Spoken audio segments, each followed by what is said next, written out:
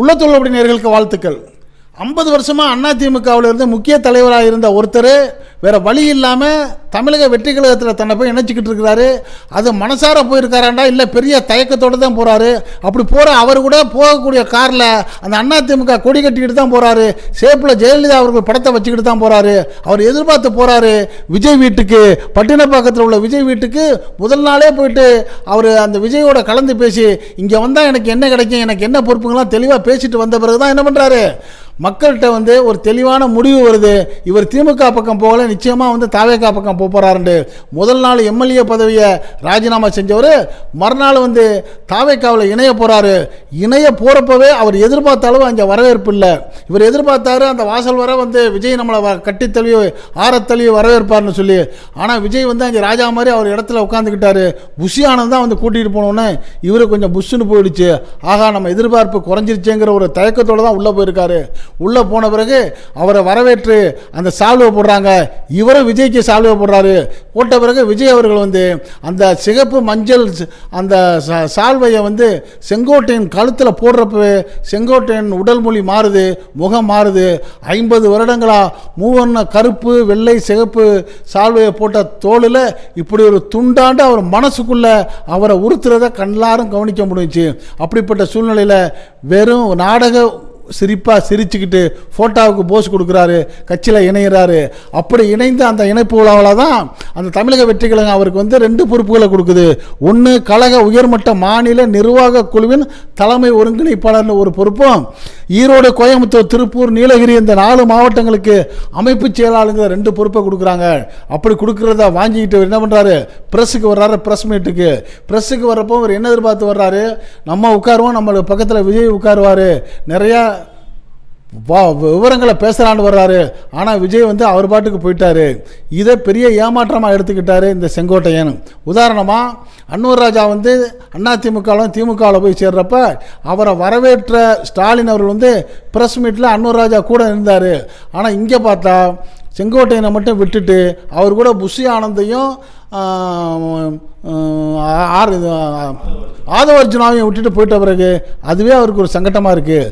அப்படிப்பட்ட சூழ்நிலையில் ஆதவர்ஜுனா என்ன பண்ணுறாரு, பக்கத்தில் ஒரு ஆள்கிட்ட கொடுத்து ஒரு அந்த சால்வையை தாவேகா சால்வையை வாங்கி செங்கோட்டையன் கழுத்தில் போடுறாரு. அதாவது ப்ரெஸ் மீட்டில் அந்த சால்வையோடு அந்த துண்டோடு அவர் பேட்டி கொடுக்கணும்னு அவர் விரும்புகிறாரு.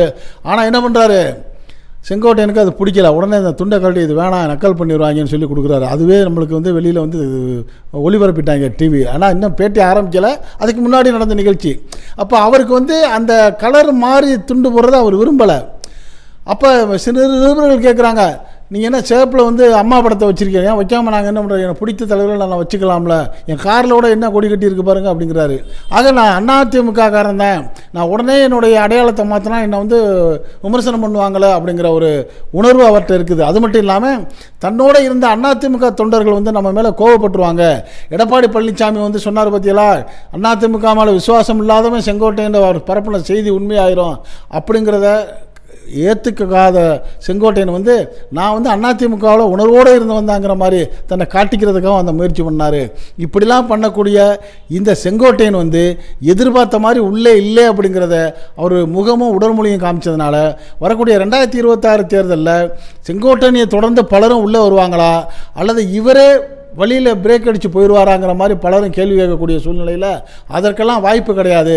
இப்படி ஒரு சூழ்நிலையை இயக்கிறதே இவங்க கிடையாது. டெல்லியில் அரசியல் சாணக்கியர் அமித்ஷா தான் பண்ணிக்கிட்டு இருக்கிறாரு. ஏற்கனவே நெய்வேலி படப்பிடிப்பில் ஒரு இடி ரைடு விட்டு விஜய் அவர்கள் பைண்டப் பண்ணி அந்த பாஜக தான் அவரை கட்சி திறக்க வச்சுச்சு. நீ பாஜக போட்ட உத்தரவு அசைன்மெண்ட் தான் இது, நீங்கள் கட்சியை திறக்கணும், அதே சமயம் எங்களோட சேர வேணாம், பாஜகவுக்கு எதிர்ப்பு மாதிரியே சொல்லிக்கிட்டு அதிமுகவுக்கு எதிரான ஓட்டுகள் திமுகவுக்கு போகாமல் சிறுபான்மை ஓட்டுகளை நீங்கள் பிரித்தாலே போதுங்கிற அசைன்மெண்ட்டை கொடுத்து தான் இவரை கட்சி ஆரம்பிக்க வச்சாங்க. அப்படி ஆரம்பித்த அந்த விஜய் அதைத்தான் செஞ்சுக்கிட்டு வர்றாரு. அப்படி வர்றப்ப அமித்ஷா மறுபடியும் ஒரு குடைச்சல் கொடுத்து டிடிவி ஓபிஎஸ் சசிகலாவையெல்லாம் இணைச்சு ஒரு பில்டப் கொடுப்போம்னு நினச்சார். அதுக்கு வழி இல்லாமல் போனவரை தான் எடப்பாடி மேலே கோபம் கொண்ட அமித்ஷா செங்கோட்டையனை கையில் எடுத்து அவர் சில ஆலோசனைகளை சொல்லி குடைச்சல் கொடுத்தாரு. அதுவும் நடக்கலை. நேரடியாகவே செங்கோட்டையனை வந்து விஜயோட இணைச்சி விட்டது அமித்ஷா தான்.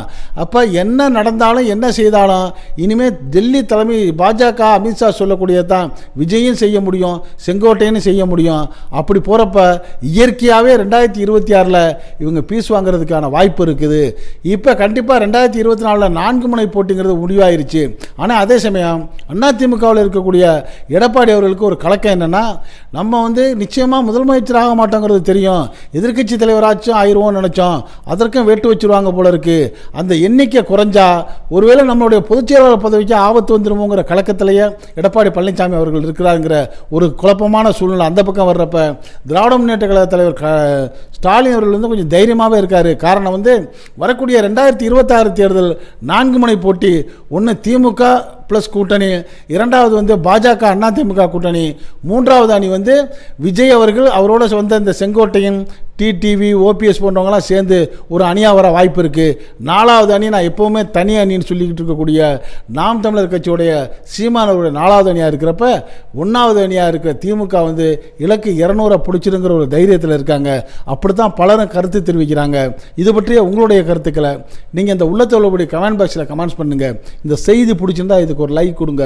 இதே போன்ற அரசியல் செய்திகள் நாட்டில் 4 பக்கம் நடக்கக்கூடியதை எந்த விதமான இடைச்செருகளும் இல்லாமல் உள்ளது உள்ளபடி அப்படியே உங்கள் வீட்டுக்குள்ளே 4 சுவர்களுக்குள்ளே கொண்டு வந்து சேர்க்கக்கூடிய நம்ம உள்ளத்தோடு சேனலுக்கு இதுவரை சப்ஸ்கிரைப் பண்ணாதவங்க சப்ஸ்கிரைப் பண்ணுங்கள். மறக்காமல் பக்கத்தில் இருக்க பெல் ஐக்கானை கிளிக் பண்ணுங்கள். அப்போ தான் நம்ம போடக்கூடிய ஒவ்வொரு வீடியோவும் நோட்டிஃபிகேஷன் காட்டும். நீங்கள் விரும்பியதை பார்க்கலாம். என்று இணைந்திருப்போம். உங்கள் நண்பன் அஷ்ரஃப் அலி. நன்றி, வாழ்த்துக்கள்.